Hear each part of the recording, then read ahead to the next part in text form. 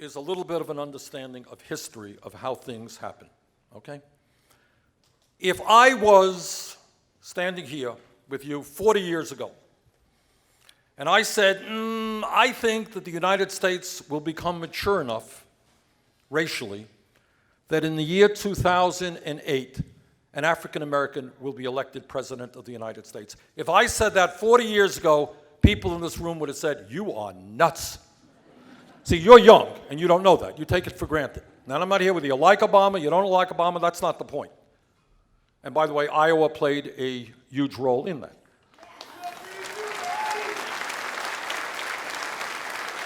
But that happened because millions of people for decades, it wasn't just Martin Luther King Jr., millions of people said, we are going to end racism and segregation. And obviously, we still have a long way to go. When we talk about women's rights and women's struggles, when I was mayor of Burlington, this is back in the mid-1980s, we appointed, you ready for this, pretty radical, a woman police officer. Whoa! How wild and crazy can you be? And you're laughing. And it's good that you're laughing, because now it's a non-issue. It wasn't a non-issue in the 1980s.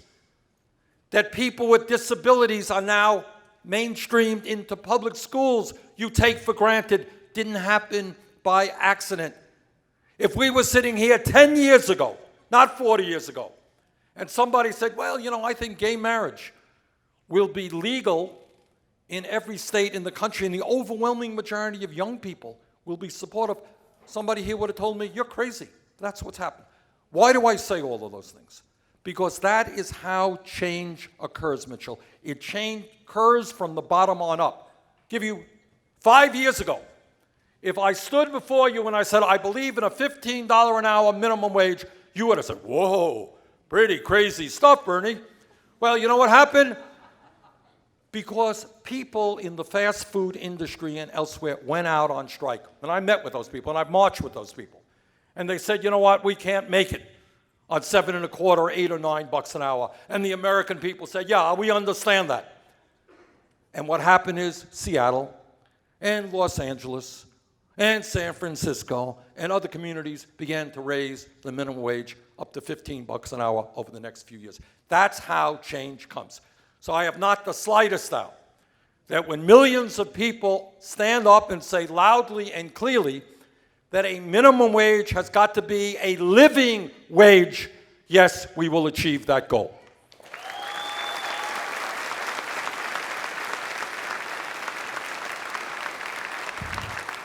Hello, Senator Sanders. My name is Noah Tang, and I'm a future educator. I student taught in Chicago public schools last summer, and many of the 8th graders I taught English to were reading and learning at a 3rd grade level. What are you going to do to help the underprivileged and just disadvantaged students and schools achieve their dreams of going to college? Well, Noah, first of all, thank you very much for going into education.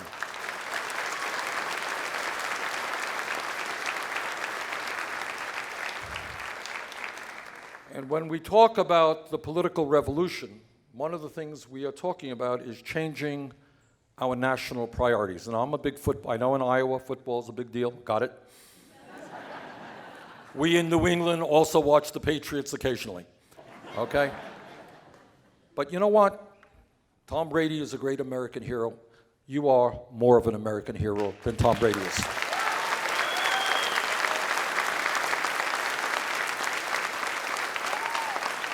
And I want us as a nation, to understand that education and enhancing our educational system and our intellects, that is a lifelong pursuit. And that starts with having a first-class child care and pre-K system. It starts by making sure we adequately fund public education and we attract the best teachers that we can.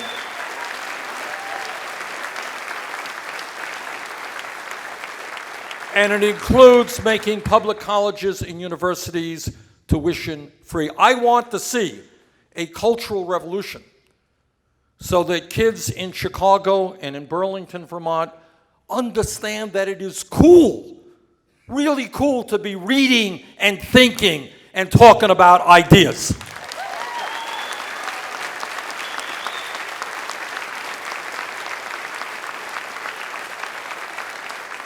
So to answer your question, Noah, maybe instead of giving tax breaks to billionaires, we adequately fund education from childcare through higher education.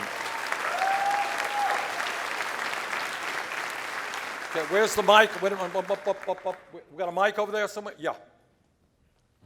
It's an honor to be here, hearing you speak. I drove here 6 hours. Whoa. From Springfield, Thank you. Illinois. Thank you. And if you remember at the Democratic debate, I was the guy, as you were getting in the car, and I reach in and I say, here's a yarmulke that says Bernie Sanders in Hebrew and English. The reason I came up here is something that happened just 2 days ago. And I want to talk about the ethics. I want to talk about the ethics of the press, and in particular of Associated Press. And I want to out them here and now. I was in a Hillary Clinton town hall in Urbandale, Iowa, and I talked about the Weed Out Hate initiative, an idea that gets righteous people of this country to teach and instruct people to weed out, to relate weeding the garden with rooting out hatred. Yes. And by the time the Associated Press got done with that article, Weed Out Hate became her idea in response to what do Americans do in response to fear. And the right-wing press played ping pong with the left-wing press, and it was just an unbelievable thing. Welcome to my world. All right. But this is All right. Let me just deal with, because you're raising an important question that has to be raised, and something that I am very concerned about. I had hoped, truly, that in this country, which has suffered, and we are certainly not unique in this, it exists all over the world, the stain of racism for so many, many years, that what I see right now, and I'm seeing it with the attacks against Latinos and the undocumented in this country, I am seeing it in the last few days against the Muslim community in this country. What I am seeing is Trump and other demagogues attempting to divide this country, to force or try to get the American people to hate somebody because of their religion or because of their country of birth. That is disgusting. That is unacceptable, and as a nation, we must reject it. Go ahead, 30 seconds. But this is the way that people have often won elections. Now, Donald Trump thinks that low wages in this country are just fine. I believe he says having a low minimum wage is not a bad thing for this country.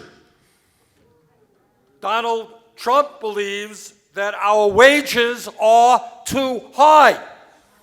Donald Trump believes that we should give huge tax breaks to billionaires.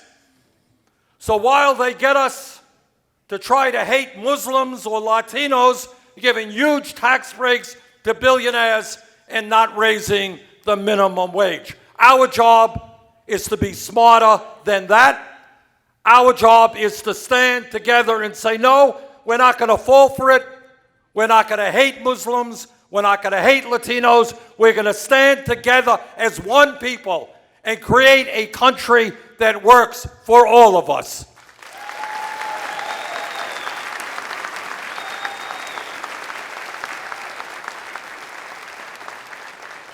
Okay, Phil, you got a question? Okay, yeah. Senator Sanders, what's your personal take on public banks? As you know, North Dakota has the only public bank in the United States, and there's some students, one I know of, who has a 3% interest rate on their student loans and everything, and plus public banks can also help build up our infrastructure and education, our roads and bridges.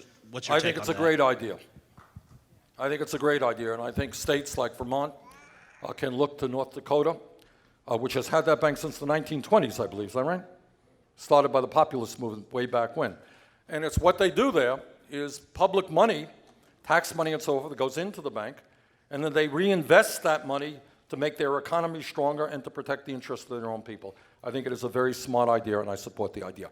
Okay, a couple of more questions. Where's the mic? Okay, good. My name is Joyce Lewis. I love you forever.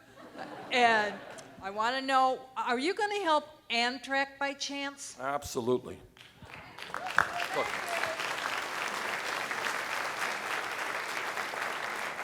When we talk about climate change and when we talk about energy efficiency, it's not only making our buildings more energy efficient, it's also taking a very hard look at the transportation system, which uses huge amounts of energy.